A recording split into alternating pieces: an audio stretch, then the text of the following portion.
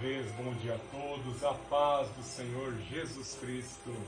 Vamos abrir nossas Bíblias nesta manhã de domingo, onde celebramos a ressurreição do Senhor Jesus Cristo e a congregação das famílias cristãs.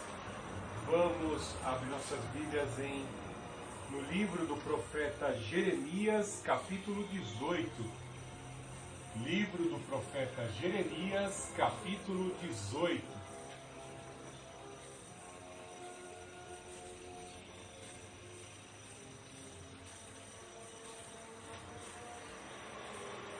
Jó, Salmos, Isaías, Jeremias, Lamentações.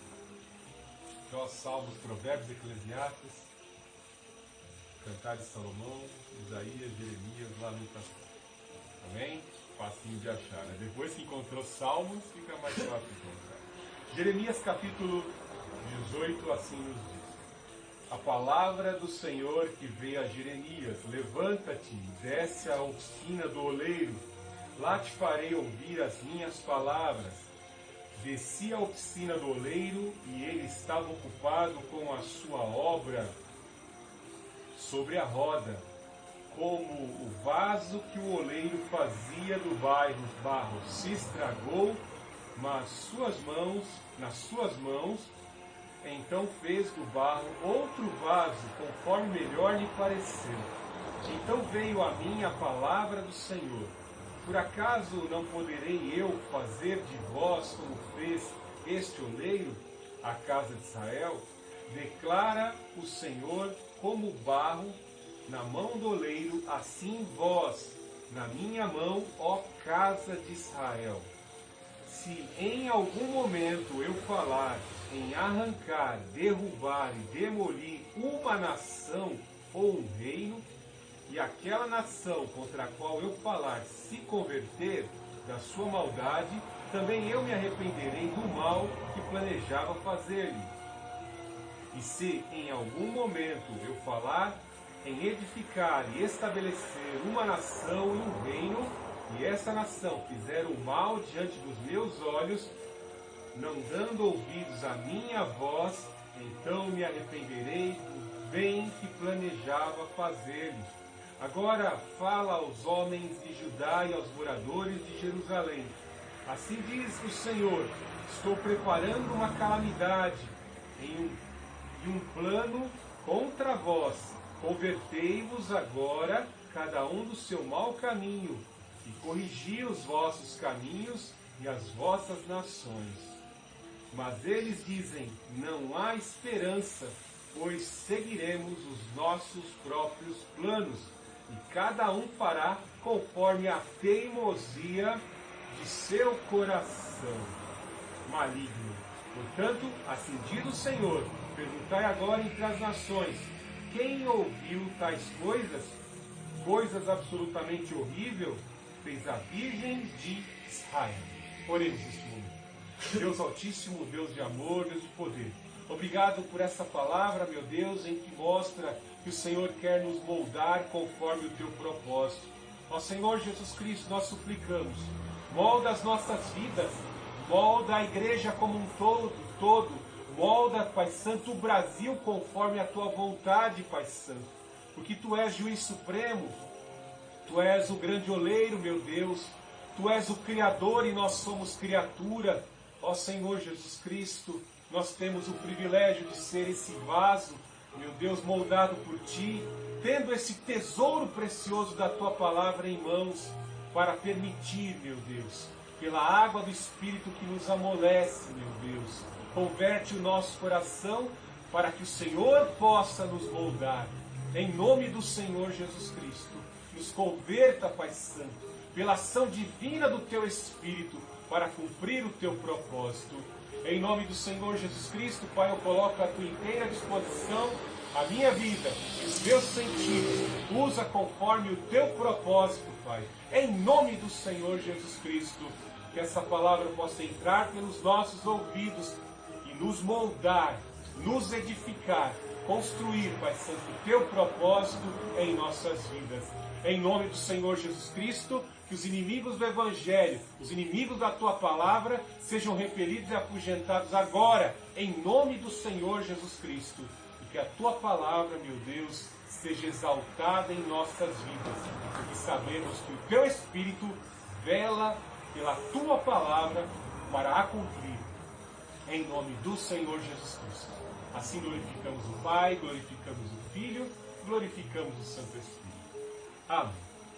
Louvado seja o nome do Senhor Jesus Cristo neste domingo, por este texto que nós acabamos de ler, onde vemos a palavra de Deus vindo ao profeta Jeremias. Algo de maravilhoso é vermos dando continuidade até o que já falamos durante esses 3 domingos aqui na Remanescente, como Deus soberanamente, Ele observa todas as movimentações na terra. Antes mesmo de ocorrer a primavera árabe e os fluxos migratórios assim marcharem para a Europa e se instalarem ali e estarem causando tantos conflitos sociais, o Senhor já sabia. Isso nos prova ali em Amós capítulo 9, que antes que os filisteus se tornassem grandes inimigos da nação de Israel, o Senhor já conhecia que eles haviam saído de Cafitor. Cafitor é a antiga Grécia. Vemos que Deus é o mesmo que, dentre tantas grandes nações, chama o bichinho de Jacó, chama Israel pelo nome e o convoca, chama Abraão especificamente para estar trazendo um grande plano de salvação que se estendeu e que chegou aos nossos dias pelo Filho do Deus Altíssimo, Senhor Jesus Cristo. Veja como Deus está atento a toda a história, o macro e o micro. O Senhor está atento a todas as ações humanas. Ele é soberano. Especificamente Jeremias, quando o embrião assim foi formado, o pequeno embriãozinho o óvulo foi fecundado e formou-se o pequeno embrião, Deus já havia selecionado no ventre da mãe de Jeremias, já havia o consagrado para que ele fosse o seu porta-voz, o seu profeta, aquele que haveria de pregar a palavra de Deus e exortar. O texto aqui deixa bem claro que Deus vai trabalhar este ministério, esse propósito no coração de Jeremias, dizendo que eu vou tratar com você, vou tratar com os reis de Israel, com os reis especificamente de Judá, e vou tratar também com as nações. Então veja que um homem, Deus chama apenas um homem para ser notório entre as nações. Essa palavra de Jeremias se estendeu até os nossos dias e chegou aqui, nós temos em mão a palavra de Deus para nos revelar e nos confirmar o coração, que nós não estamos vivendo aqui por acaso, nós não somos resultado do darwinismo social, nós não somos consequência de evolução alguma, nós somos consequência, nós somos o resultado da obra de um Deus criador, de um Deus que nos criou, formou o primeiro homem, e nós somos continuidade desse propósito de Deus em criar o homem. Como disse o apóstolo Paulo em sua sabedoria, somos feitura sua em Cristo Jesus para as boas obras, obras estas que glorifiquem ao Senhor Jesus Cristo, pois somos filhos por adoção, pela aceitação do Senhor Jesus Cristo, para a prática de boas obras. Veja as diversas formas do nosso Deus falar conosco. Quantas vezes nós não pedimos, Deus fala conosco, Deus fala conosco, Deus cura minha dor de cabeça. Deus dá inteligência aos homens e os homens criaram a aspirina. Deus fala conosco não só através dos médicos, mas Deus também fala de formas muito simples e de forma até que subjetiva. Nós podemos olhar para a natureza e ver a glória de Deus. O apóstolo Paulo, quando fala do caráter abominável da cultura pagã, antes do cristianismo ser uma religião oficial do Império Romano, ele fala claramente lá do homossexualismo, da bissexualidade, da bestialidade, do lesbianismo, das práticas horrendas. E ele fala, pois havia um politeísmo muito grande em Roma, que que era o resultado de culturas pagãs sendo dominadas e absorvidas por outros impérios que iam surgindo. Roma era praticamente um grande armazém de todos esses panteões de deuses que nunca mudaram o RG, só mudaram um pouco o disfarce. E nos dias de hoje eles continuam de diversas formas, estes mesmos demônios, pois ídolos são demônios, continuam até os dias de hoje atuando, sendo adorados, venerados, viram até capa de livro, viram estátuas e monumentos que vemos esculpidos nas cidades. E o apóstolo Paulo lá em Romanos, ele nos diz que a própria natureza expressa a sabedoria de um Deus Criador. Quando olhamos a biologia, a formação das células, os músculos e ossos, o sangue, o organismo humano, a complexidade biológica do corpo humano, será que tudo isso é obra do acaso? É aquele velho exemplo que já citamos aqui. Imagine alguém com uma espaçonave sobrevoando pela galáxia e de repente ele pousa num planeta, num asteroide, e de repente ele vê lá um relógio funcionando. Será que aquele relógio é obra do acaso? Será que esse pastor Fernando que vos prega pelo seu smartphone agora, esse smartphone é obra do acaso? Ou houve um engenheiro criador desse smartphone que você utiliza para receber as informações, para se comunicar? Então vemos que existem mentes criadoras de tecnologias trazendo soluções. Bem assim, um Deus Criador criou você, criou o nosso primeiro irmão lá no passado, Adão. E nós somos filhos de Adão. Algo que trazemos de Adão em nossa vida é a consequência do pecado. Nós temos que optar, escolher entre o bem e o mal. Hoje em dia nós somos como deuses, por isso que muitos homens cultuam a egolatria, porque fazem o que bem entendem.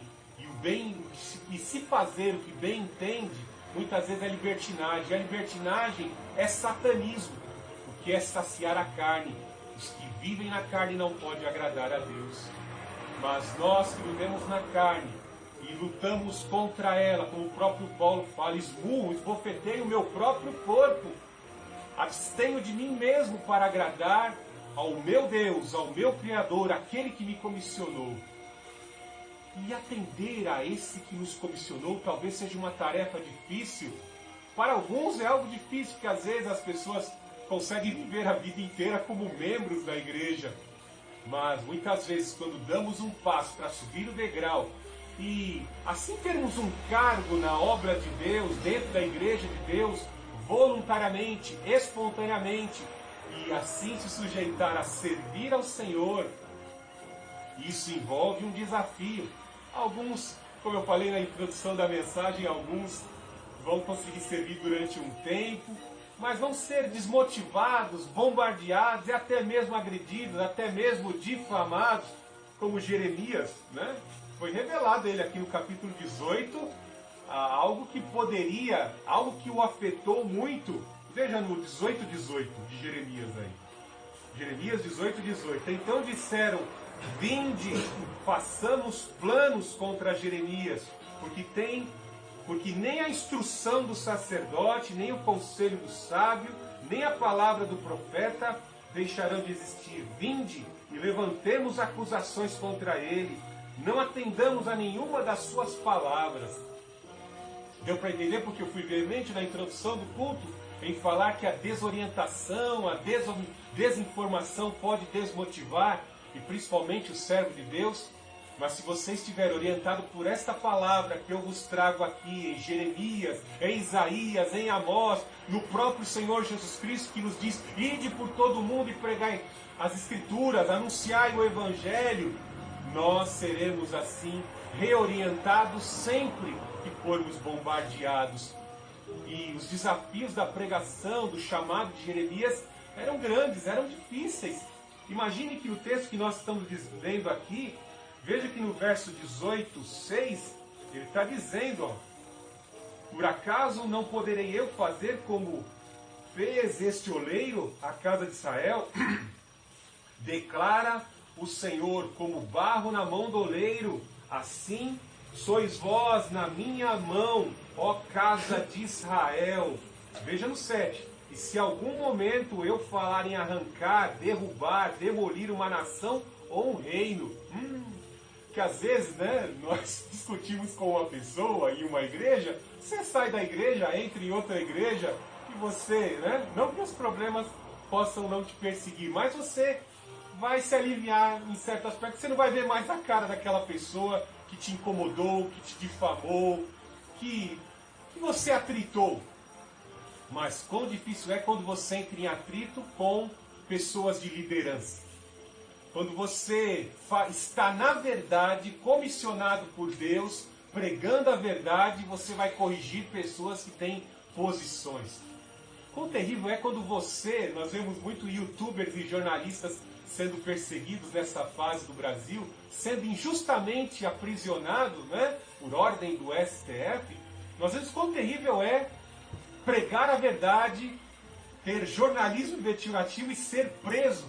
E no caso aqui da palavra de Deus, você falar a verdade, você exortar o erro, trazer à tona os pecados, né? Porque Paulo fala lá na carta aos Coríntios que os pecados devem ser trazidos diante da congregação, serem exortados, explanados, como forma de corretivo sobre a vida daquela pessoa, para que os outros temam as consequências do pecado e não pratiquem. Então, o atrito que vai causar, a hostilidade e as implicações podem fazer o servo de Deus a se desmotivar. Eu não quero atrito, tá bom aqui no meu cantinho, eu não quero um desafio tão grande que está acima da minha competência, acima das minhas forças. Quando Deus te chama para enfrentar os maiorais, o sistema, é porque Deus não escolheu alguém mais forte, treinado na academia. Não, Deus escolheu você. É vaso fraco, é vaso pequeno mesmo, para que os grandes possam ver que o Senhor, se assim intencionar, Ele levanta até das pedras. Pedras para que falem e evangelizem, e façam a obra daqueles que têm condição e não querem fazer. Estão se abstendo e resistindo como os fariseus da obra de Deus, da obra do Espírito Santo. Então quando Deus te chama, te levanta para levar a palavra de Deus, saiba que não é na sua força, não é pela sua competência, mas é pelo poder de Deus que em nós opera, para o nome do Senhor Jesus ser glorificado. Como foi o caso de Jeremias. Ele profetizou, Deus revelou para ele um leão bramando no extremo norte, que representava a Babilônia, que haveria de conquistar a nação de Israel, a nação de Judá. E houveram 3 incursões terribilíssimas de Babilônia desse leão. O leão representava um querubim satânico, como diz o Dr. Russell Shedd. Aqueles animais simbólicos vistos por Daniel na sua profecia representavam entidades demoníacas, querubins malignos, que comandavam potestades sobre as nações e os impérios que haveriam de surgir. Especificamente, uma divindade cultuada pelos babilônicos era um leão com asas, chamado de Ishtar. E assim Jeremias prevê um leão bramando do extremo norte. Não é o leão da tribo de Judá, não. Era o leão Babilônia, que haveria de vir no ano 605, no ano 596 e no ano 586, ali 3 incursões terribilíssimas contra Judá, destruindo o templo e destruindo os muros. Ele profetizou muitas verdades, profetizou até que o cativeiro duraria 70 anos, de forma exata, de forma impecável. Assim se cumpriu. Até mesmo esses que haveriam de difamá-lo, de acusá-lo, assim Deus profetizou a derrota deles, como está escrito neste capítulo em que vamos analisar. Então, não tema quando Deus te chamar para desafios grandes. Não tema quando Deus te chamar para grandes desafios. O Espírito do Senhor está sobre a tua vida. Algo importante que você deve entender antes de nós entrarmos em algumas aplicações nesta mensagem é que Deus escolhe alguns para o sofrimento. Quão bom é quando Deus, de lá do céu, aponta o dedo para baixo e diz: vou te levantar como rei, como fez com Davi. Depois de tantas lutas, batalhas e sucessivas vitórias, Deus exalta Davi no tempo certo. E quando Deus dá um cheque em branco para Salomão, né? Pede Salomão. Salomão estava ali herdando todo o reino que o seu pai conquistou nas frentes de batalha. E de repente Salomão recebe essa palavra do Senhor: pede o que tu queres que eu te dou. O céu é o limite. Imagine algumas pessoas recebendo um cheque em branco de Deus. Salomão inicia muito bem o seu reinado, né? Ele pede sabedoria para governar o reino, porque sabia da responsabilidade que estava sobre os seus ombros. Começa bem, depois ele começa a entrar numas erradas, né? Vemos que alguns recebem prosperidade. Salomão foi o homem mais sábio e mais rico dentre os da sua época. Mas quão terrível é quando Deus revela para Ananias: vai na rua direita e ministra a cura sobre Saulo. Pois eu vou mostrar para este Saulo o que é vaso escolhido por mim para levar o evangelho aos gentios, para sofrer por amor ao meu nome. Vaso escolhido para sofrer por amor do meu nome. Situação difícil é quando somos escolhidos para o sofrimento. Algo de maravilhoso é que o apóstolo Paulo aprendeu muito bem o significado e a profundidade dessa palavra, porque ele estava prestes a ser julgado e condenado. Deus já havia lhe revelado, né? Pois ele escreve: já estou prestes a derramar a minha vida como oferta de libação pela pregação do Evangelho. Ele já sabia, né? Tanto é que ele disse para Timóteo: vem depressa, vem me ver, antes de eu passar pelo segundo julgamento. Eu vou ser condenado na segunda instância. O Lula foi absolvido. Paulo não passou pela segunda instância, foi condenado à decapitação. Então Deus lhe revela que ele vai ser assim, condenado em segunda instância, e vai oferecer a sua vida como oferta de libação.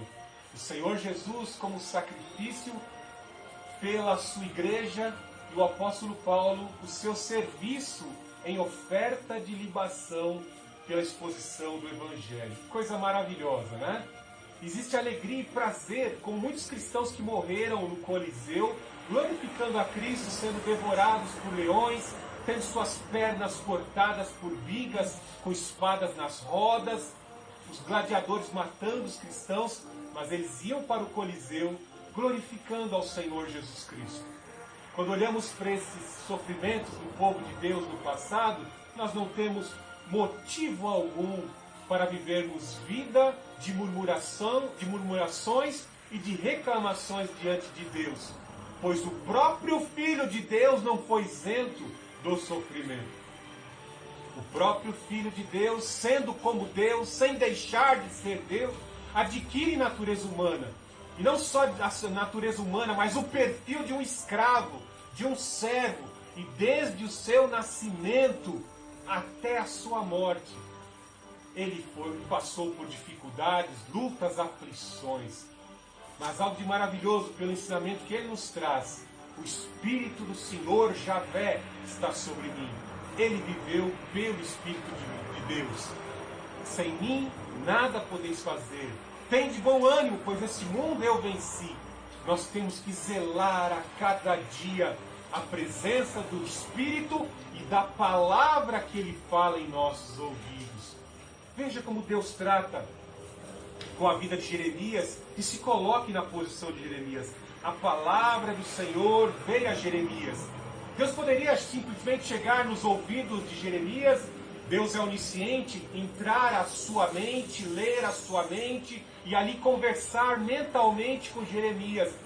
Jeremias, faça isso, isso e isso. Você vai se levantar como profeta, você vai lá diante de um dos portões, o portão que dá de frente para a porta, para o Vale de Inom, ali para o Monte de Entulho, o lixão. Você vai levar um vaso, você vai falar com o povo, você vai chamar também os sacerdotes, vai falar com eles também, vai chamar o rei vai vir também, vai ouvir, depois você vai quebrar o vaso, e depois você vai sofrer grande sofrimento. Você vai ser colocado no tronco, mas antes de ser colocado no tronco, você vai ser açoitado. Viu? Deus não poderia falar assim, bem rapidinho, como o pastor Fernando está falando? Não. Deus revela devagarinho. Deus não revela tudo de uma vez. Você pensa que Deus chegou para o pastor Fernando assim e disse tudo que o pastor Fernando ia passar? Quando eu saí do meu grande emprego lá, tinha um ótimo emprego, um bom salário, né? Será que ele disse, será que Deus poderia chegar para mim e falar assim, ó, Fernando, é o seguinte, esse vai ser teu último grande emprego, que a partir de agora você é vaso escolhido para mim, como disse a profeta, tu és meu, e de ti eu não abro mão, tu és meu, pastor Fernando. Deus mandou dizer isso. Eu nem entendi aquilo, mas era uma forma de Deus dizer, você é meu, ninguém te tira da minha mão, só você, Fernando, pode escolher sair da minha mão. Eu te prendo com o laço do meu amor, né? Será que se Deus revelasse tudo que eu já passei, o pastor Fernando ia querer sair lá dentro da fábrica com um bom salário? Se Deus revelasse tudo de uma vez, tudo que haveríamos de passar, com certeza, muitos não iriam querer sair do seu lugar, né? João Calvino dizia que a graça de Deus é irresistível.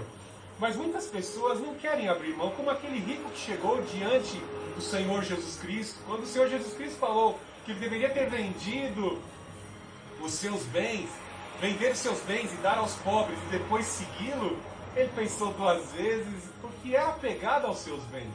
Nós sofremos dessa situação terrível, dessa condição terrível de amar a posição que alcançamos. Porque sabemos que não foi fácil atingir aquela posição que temos, as coisas que conquistamos. Muitos até idolatram a posição e as coisas que conquistaram. E abrem mão de Deus, em detrimento de Deus, preferem ficar na condição em que estão.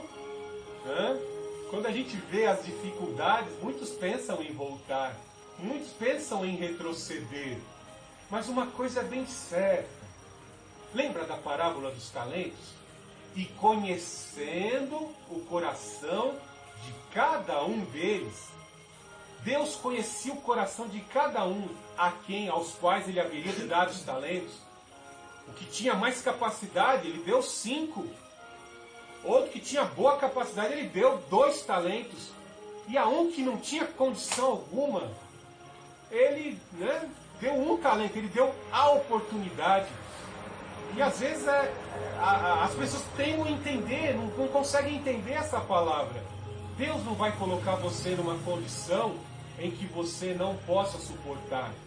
Não sobreveio a vós provação que não pudesseis suportar.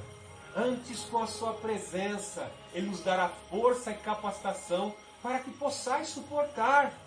Então, quando vemos Jeremias aqui nos seus sofrimentos e tudo que ele vai sofrer nessa experiência de descer a olaria de Deus, Deus já está olhando lá no futuro e vendo um Jeremias forte, que mesmo de personalidade melancólica, ele seria usado e cumpriria o propósito de Deus. As 4 personalidades, fleumático, sanguíneo, irônico, melancólico, todos os temperamentos podem ser usados por Deus, desde que você se coloque na posição do Senhor. Eis-me aqui, Senhor, usa-me para cumprir o teu propósito. Então veja como Deus fala. Como eu disse, Deus poderia ter, como onisciente, pode todas as coisas, entrar na mente de Jeremias e falar. Mas Deus fala de uma outra forma, utilizando as coisas que Jeremias podia ver. E com certeza aqui Deus vai utilizar-se de um fator da cultura, de uma fábrica, da manufatura, da produção de vasos naquela época. Era muito interessante, eu como historiador fico impressionado de ver os grandes inventos primitivos, né? Rodas circulares que eram movimentadas por pedais, por energia humana, para movimentar uma plataforma, uma roda, onde se era colocado barro umedecido para produzir vasos. Olha o que Deus faz, né? Que coisa maravilhosa, né? Deus já me deu várias mensagens lá na fábrica, principalmente fazendo a manutenção das máquinas, trazendo ilustração para as nossas vidas de como devemos fazer manutenção preventiva da nossa vida. Deus fala de diversas formas. Como Paulo disse, a própria natureza vai falar por si só. Esteja atento às coisas maravilhosas que Deus põe diante de você. Preste atenção nas pessoas boas que Deus colocou do teu lado para dar testemunho, até aquele pecador que está fazendo maldade e sofrendo as consequências do seu pecado. Deus está falando com você, preste atenção na vida, preste atenção nos acontecimentos, preste atenção nos fatos, busque boas fontes de informação para você não ser enganado e pensar que você está na verdade, que você não está envolvido naquela situação. Preste atenção. Desce, Jeremias, veja, levanta-te. Ide por todo evangelho, pregar evangelho. Quando Deus fala levanta-te, põe-te em pé, vou falar contigo. Fica no sofá falando, não quero ouvir não. Levanta agora. Acorda, a palavra de Deus está falando com você. Levanta-te, vai à oficina. Agora, vai.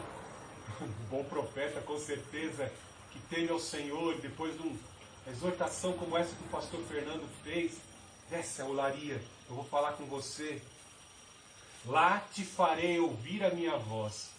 Há necessidade de descermos na fábrica, há uma necessidade de descermos à manufatura, vermos a realidade do que está sendo produzido ali, para que Deus possa falar com o teu coração, falar com a tua vida, para que você possa ver com os olhos, ouvir com os ouvidos, entender, sentir o chão da fábrica, sentir o chão, as necessidades possam chegar ao teu ouvido, você possa entender o que é a realidade. Lá farei ouvir as minhas palavras. Desci à oficina do oleiro e estava ocupado com uma obra sobre a roda.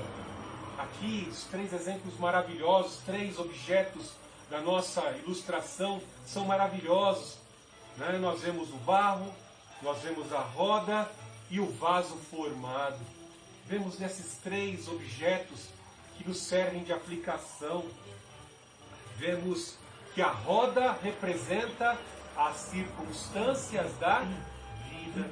Como eu disse para você, os acontecimentos à nossa volta começam dentro dos clubes secretos, em reuniões partidárias, em reuniões e decisões de líderes, e se estendem a nós que estamos na base da pirâmide, nós na sociedade. Alguém cria uma doença lá em laboratório, uma arma biológica, dissemina no mundo ocidental e agora você tem que andar de máscara, tá vendo? Alguém lá num canto que já matou 5 milhões de pessoas, né? Dissemina uma doença em mercadorias, não se sabe como, isso chega até nós. E os governantes impõem uma lei estatal, uma lei de Estado. Por força de lei estatal, você é obrigado a usar máscara. Tá vendo como atinge você? Por isso que esse Deus soberano chama as nações. Por isso que esse Deus soberano vai entrar em juízo com as nações. Por isso que esse Deus soberano vai entrar em juízo com você. Que você não está atento aos fatos. A roda da vida são as circunstâncias. A roda da vida é a sociedade. O cara comprando um carrão de luxo lá, mas ele dirige o carro negligentemente. Ele vive ostentando e dirigindo o seu carro alcoolizado. Ele pode bater no seu carro, entrar no portão da sua casa e ele vai afetar a sua vida. Ele vai trazer implicações na sua vida. Ele vai movimentar engrenagens que vai movimentar a sua engrenagem. Assim como esse Deus soberano que fala, e essa palavra entra pelos teus ouvidos, ela vai começar a movimentar você por dentro. Você vai começar a raciocinar. Veja que Deus está dizendo, a minha palavra vai falar com você quando você entrar dentro daquela fábrica, quando você entrar dentro da manufatura, da produção de vaso, lá você vai entender o que eu quero falar. A roda da vida são circunstâncias que estão correlacionadas e que se envolvem a nossa vida. Uma hora ou outra você vai ser atingido. Se você pensa assim, aconteceu com fulano lá, não vai me pegar. Vai pegar você sim. Hitler começou com os judeus, Hitler começou com alguns grupinhos religiosos. Aí de repente pegou os TJ, e os judeus pensavam, nós somos tão ricos. Pegaram os outros grupos. Os nazistas não vão nos pegar. Pegaram sim, matou 6 milhões de judeus. Então não pense que você vai escapar. Você será afetado.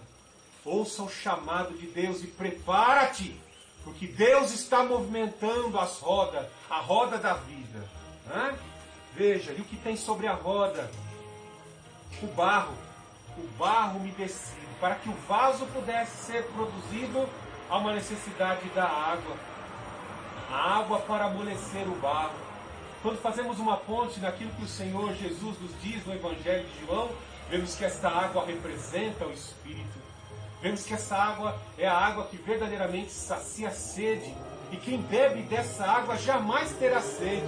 Você pode morrer fisicamente de sede aqui nessa terra, mas se você bebeu da água da vida, rios de água viva fluirão da tua vida, porque você tem o Espírito Santo que vai te envolver e te levar para a eternidade, cumprindo o seu propósito, e assim você estará na presença do Senhor para sempre. Assim como o pão e o alimento que Ele oferece. Nem só de pão viverá o homem, mas de toda a palavra que sai da boca de Deus. Veja como João era movido desse Espírito. Ainda que essas feridas me consumam, ainda que eu morra, eu sei que o meu Redentor vive, e que Ele vai me resgatar dentre os mortos. Eu ressuscitarei dentre os mortos, pelo poder deste Espírito. Creia no poder do Espírito Santo. Então o barro sendo umedecido naquela plataforma, naquela roda girando em velocidade, poderia ser moldado aquele barro conforme as mãos do oleiro. O oleiro representa as mãos de Deus. Não pense que esses acontecimentos, essa terrível pandemia que acomete ao Brasil, muitos olham ciente de onde veio e quem causou, e muitos pensam, parece que Deus está fazendo vista grossa, né? Deus abandonou o seu povo, né? Quão terrível que as pessoas sabem reclamar de Deus quando terríveis pandemias se espalham, mas você não vê esses mesmos que reclamam e julgam a Deus quando chega a época de carnaval, né? Quando chega a época do carnaval, esse povo faz questão de colocar um Jesus transexual numa plataforma, num carro alegórico, e zombam de Jesus, né? Colocam um cara fantasiado de diabo, né? E um outro disfarçado de Jesus, e mostra o diabo furando Jesus com tridente, arrastando Jesus pela praça do samba, um local de antros de demônios, onde demônios estão transvestidos em fantasia de carnaval. Não pensa que eu estou brincando, não. Aquela manifestação de carnaval são os demônios sendo manifestados ali, com fantasia, todo mundo bate palma, bebe, se alegra e bate palma para os demônios sendo apresentados através de fantasias naquela passarela ali. Perca seu tempo vendo essa porcaria aí, esse lixo que Satanás... E depois reclama, cadê o Deus? Cadê Deus? Vai chegar uma hora que Deus vai dizer basta, como Ele está dizendo aqui. Eu vou derrubar, no verso 18:7. Eu vou derrubar, eu vou demolir essa nação, eu vou derrubar o reino, e eu tenho poder. Eu já fiz isso com Sodoma e Gomorra, eu já fiz isso com o planeta Terra, quando eu enviei o dilúvio. Só salvei 8. Eu só salvei 8. O Deus ao qual eu prego, de quem eu estou falando, tem poder para destruir a terra. E Ele prometeu. Ele não está deixando a gente agir às cegas. Ele já disse, através do seu profeta Pedro, que Ele vai destruir por fogo essa terra. Então pare de brincar de ser cristão. E não fique dando uma de sonso. A terra está sofrendo as consequências de suas escolhas erradas. De lideranças que estão sendo escolhidas erradas. De pessoas que estão nos bastidores do poder, querendo levar nações ao fracasso. E que não são adoradores de Deus. Dissimuladamente adoram o diabo, mas dissimuladamente estão transvestidos de pessoas. Nós só queremos salvar vidas. Não estão querendo salvar vidas, estão querendo destruir vidas. Se quisessem salvar vidas, não teriam colocado 30 mil criminosos à solta no período de pandemia. Um deles já estuprou e matou, né? Você viu a notícia aí. Então entenda que o Deus que está falando com você é um Deus soberano. Ele quer moldar o vaso nessa plataforma. Mas pastor Fernando, está tão difícil ser um cristão, porque a roda da vida vai girando, a roda da vida vai girando, e de repente eu tenho que conviver com aquela pessoa tão difícil. Eu fiz um casamento errado, eu estou lá numa empresa, estou sendo perseguido, agora eu estou desempregado, estou passando... E a roda da vida girando, e a roda da vida girando, e você resiste quando Deus vai pôr na tua mão, e vai moldando o teu caráter através de outras engrenagens, de outras vidas que se correlacionam com a sua vida, lá no seu ambiente de trabalho, dentro de casa, na vida, em busca, acordando cedo, como amanhã na segunda-feira você vai sair para procurar emprego e você vai sentir a pressão do sistema, a luta pela sobrevivência, é a roda da vida, mas a mão de Deus está moldando você. Eis que estou convosco, eis que estou convosco. Lembra da mensagem de domingo? Sou contigo, eu te chamei, bichinho de Jacó, dentre tantas nações grandes, eu escolhi você, bichinho de Jacó. Vocês podem até te chamar de piolho, de inseto insignificante. Eu escolhi você, minha abelhinha. Eu escolhi você para construir o meu propósito. Eu escolhi você para polinizar as flores e fazer o jardim ficar bonito, para fazer a fauna e a flora ficar bonito. Eu escolhi você. Escolhi você, pastor Fernando, aí ó, no bairro de Jardim da Apopemba, aí em São Mateus. Você não pode perder o foco disso. Deus está com a mão no barro. Deus está com a mão no barro, moldando você na roda da vida. E qual é o propósito? Veja que é algo interessante, que em um dos momentos ali, em que estava sendo moldado o barro conforme as mãos do oleiro, a intenção, o projeto do oleiro, veja que tem um momento em que o vaso quebra, a moldura do barro umedecido quebra, mas aí o oleiro pega um pedaço de barro de novo umedecido, junta na massa e faz. Vai ter momentos em que você não vai resistir, vai querer sair da plataforma. Vai ter algum momento em que a roda da vida gira com força e de repente o vaso perde um pedaço do barro e não fica. Se você clamar a Deus, tão somente se você clamar a Deus, todo aquele que invocar o nome do Senhor será salvo. O Altíssimo pega o pedaço do barro lá, caiu, vai moldar o barro, vai tornar a girá-lo na plataforma e o projeto de Deus vai concluir. Aquele que te chamou tem poder para cumprir. Aquele que te comissionou tem poder de trazer à existência aquilo que não existe. Ele não vai falhar, ele vai cumprir o que produziu. Davi também pensou assim. Samuel, o grande profeta, foi na minha casa, me ungiu, disse que seria rei, e agora como me encontro?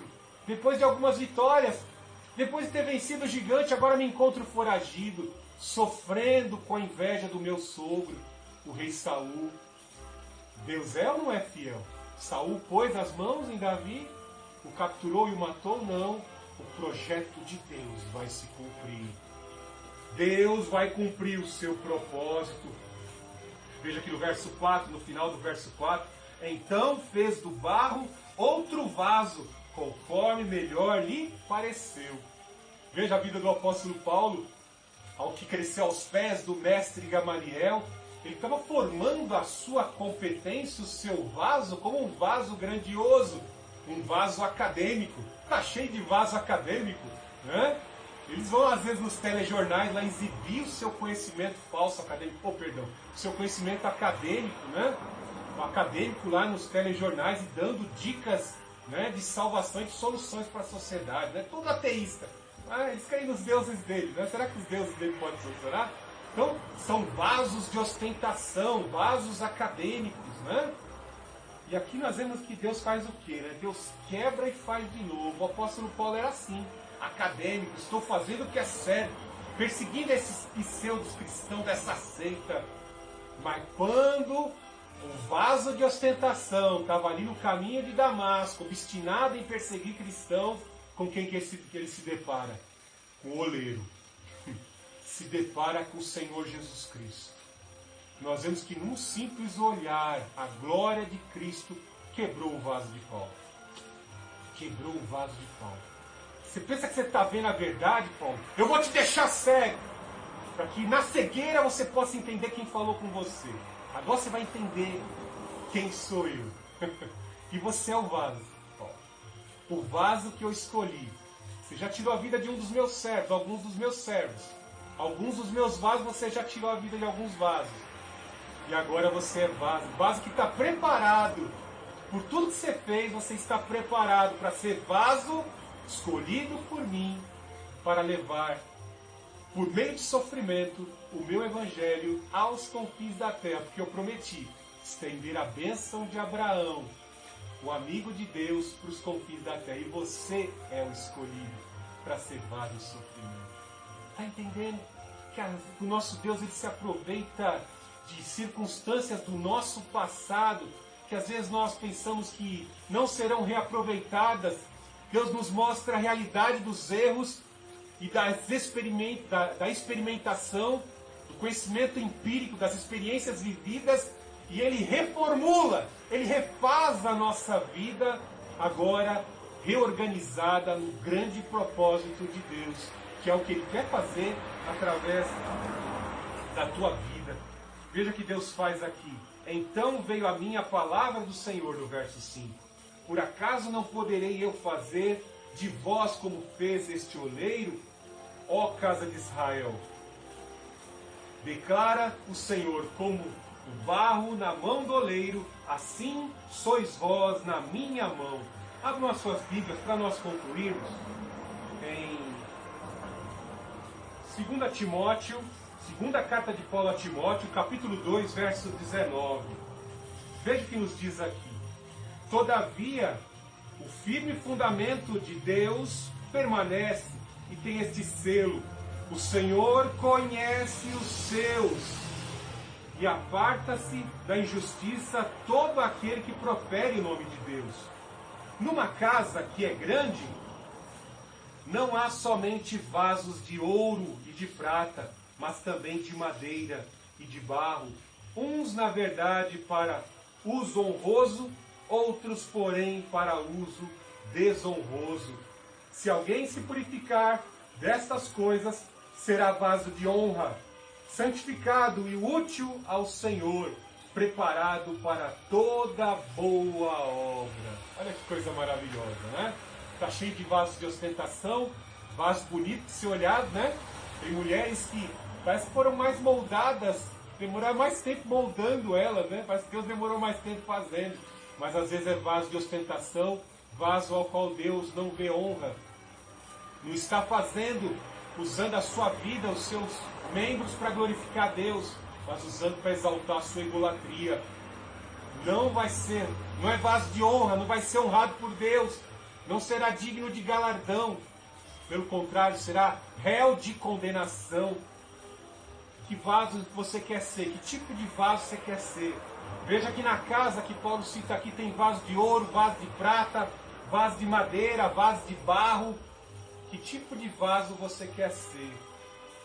Às vezes até sendo vaso de ouro você pode ser honrado, sabia? Porque se esse vaso de ouro passou por uma forja aquecida e as impurezas foram queimadas, e assim o vaso foi confeccionado, puro, santificado, que agrada a Deus, na sua posição como engenheiro, como um grande político, como um grande embaixador, Deus vai honrar a tua vida e te usar como porta-voz, como